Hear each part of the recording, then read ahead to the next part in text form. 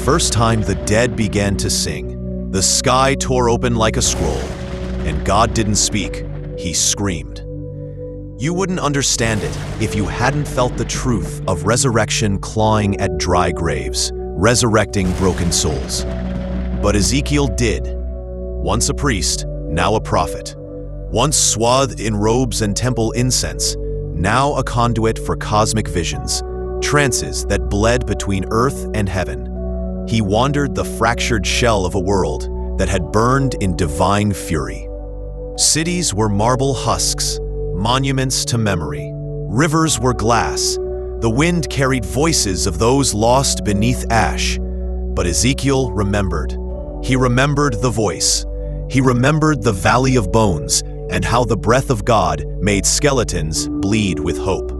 He walked barefoot, because to step with boots was to deny the raw truth. Every grain of sand, every shard of bone whispered stories. Stories he could not ignore.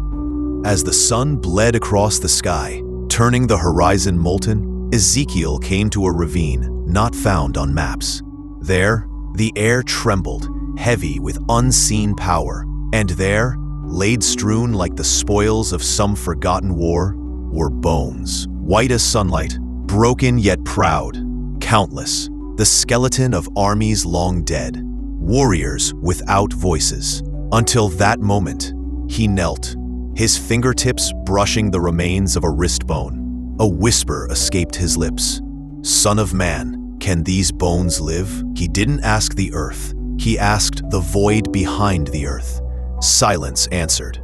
Then the bones stirred. It wasn't an earthquake. It was a rehearsal of divine reassembly. Tendrils of sinew curled around marrow.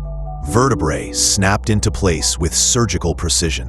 Rib cages expanded, lungs drew unseen air, and hearts shuddered. From that bone pile came Nava's silhouette, blinking into being. A resurrected soldier, once consumed by war, now granted second life.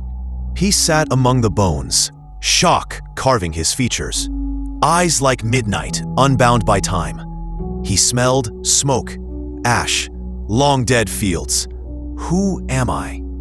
His voice was a whisper, hoarse yet galvanizing. Ezekiel closed his eyes and listened, as though Nava's question echoed through eternity. Then he spoke. You are the slain and the saved. You are memory made flesh. Nava stood, joints creaking, mind reassembling. Ezekiel extended a hand. Come. The world roars to life again. They marched, not for conquest, but for reclamation. Through canyons bleeding light like wounds, through forests of ash, twisted monuments to salvation's failure, through drenched fields of rust where echoes of war still burned in the bones of fallen tanks. Behind Ezekiel, warriors rose, reborn, once strangers, now bound by divine purpose. Among them, a mother clutching her infant's skull, a soldier kneeling where he once fled, a child who opened her eyes after decades of silence and saw miracle in dust. Nava stumbled on memory. Flashbacks hit like whips, the roar of swords, the scream of his sister swallowed in fire, the betrayal that crowned a curse on his soul. He saw himself driving a blade into a brother's heart, a stranger whose eyes were so like his own that they almost stopped his arm. He fell to his knees, and Ezekiel knelt beside him. Trauma remembers you. This gift reminds you there is more than death. He helped Nava stand. The army pressed on, shadows of the forsaken, but now aligned with resurrection. They reached the river of ash. It was a river not of water, but of memory and regret, flowing slow and thick, black as unspoken guilt. Faces flickered beneath the surface. Lovers, children, enemies, saints, all submerged in their own sorrow. Ezekiel reached into the current. It recoiled like hot oil. He drew out a handful, letting it sift through his fingers. The ash sang a sorrow lullaby. He spoke. To step forward, you must return to where you fell. Nava waded in. Each step burned like a confession. The ash whispered, remember your failures. Remember your lies. Remember the blood on your hands." Nava's memory ignited. The battlefield where he watched his sister fall without life left to hold her. The night he abandoned his post and swore an oath of silence. The scream that pummeled his heart. He sank to his knees, chest heaving. Ezekiel placed a hand on his shoulder. Redemption isn't forgetting, it's facing and forgiving. Nava closed his eyes. When he opened them, the river glowed golden, as if God himself had rewritten the past. They moved through shattered spires toward Jerusalem, a once luminous city, now a tomb of bones and silence. At its center, the temple, crown of ruin. Inside, on a throne of infant skulls, sat the breathless king. His chest was flat, his lungs removed, his heart encased in glass, an empty vessel that housed terror. He spoke without voice. His words crawled into their minds, ancient and venomous. "You bring lost souls to my court." Ezekiel stepped forward. Not lost, remembering. The king's hollow gaze swept the assembled resurrected. "I offer them peace in emptiness, purpose in silence." Nava stepped forward. His voice, though rough, carried clarity. "Your peace is imprisonment. Your silence, chains." The king slid from his throne. From his fingertips sprouted infantile shades, twisting to strangulate the army. Flames flared, black, soulful flames. Ezekiel lifted both hands. Darkness split, revealing blood-red sky. "By his word they are mine." The breathless king roared. His form multiplied, 10 shadows, 10 embodiments of despair. Nava unsheathed his sword, its blade humming with promise. He charged, each step shaking broken ground. Ash and bone clashed with shadow and death. The dead fought, not for glory, but for future. Their footsteps hummed prophecy. Ezekiel chanted in a voice that seemed to forge universes. Light coiled around warriors, armor sprouting from bone. Nava cleaved illusions. Each strike restored a fragment of soul. Flame exploded. The sky split, inking tears of crimson across ruined spires.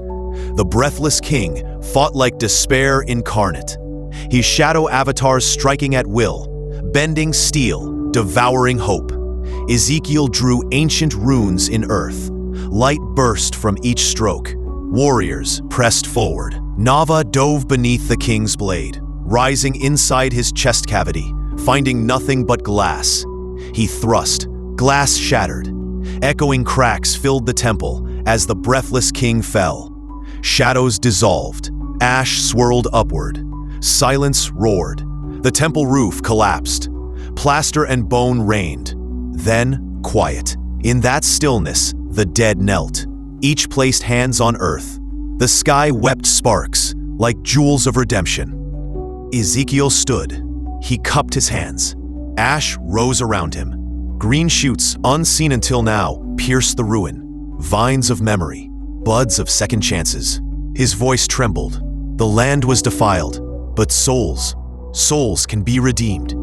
He pressed both hands to the ground. Life pulsed beneath. Nava knelt beside him, humility carved into his posture. Ezekiel rose and turned to Nava. "Who are you now?" Nava looked at the reborn army, once enemies, now brothers and sisters in resurrection. He breathed slowly. "I remember. I remember the blood. I remember the grief. But I see truth now, not death, but second chances." Ezekiel nodded. "Henceforth, you walk not in darkness, but as guardian of their souls." Nava nodded again. "Then I take this charge." They pressed palms together, an oath forged in ash and light. They exited the temple. The world beyond had begun to stir. Wolves, once extinct, prowled on reborn grass. Rivers, once glass, now flowed, carrying seeds of promise. In the broken plaza, Ezekiel sat on a shattered stone bench.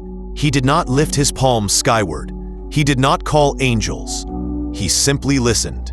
The wind spoke in voices, once silenced, now free. He closed his eyes, tears carving tracks down ashen cheeks, not of sorrow, but of grace. Nava stood at his side, eyes scanning the horizon. Among the reborn army, he saw healing, the mother reunited with unborn child in memory, the soldier forgiving himself, the child blooming into laughter. A new covenant had been forged, not with thunder, but with breaths stolen back from death. As they prepared to leave Jerusalem, the mist parting at their feet, Ezekiel's voice drifted upward. I will put my spirit within you, and you shall live, and I will place you in your own land. Nava watched him disappear into dawn's first light, sword sheathed, but purpose alight.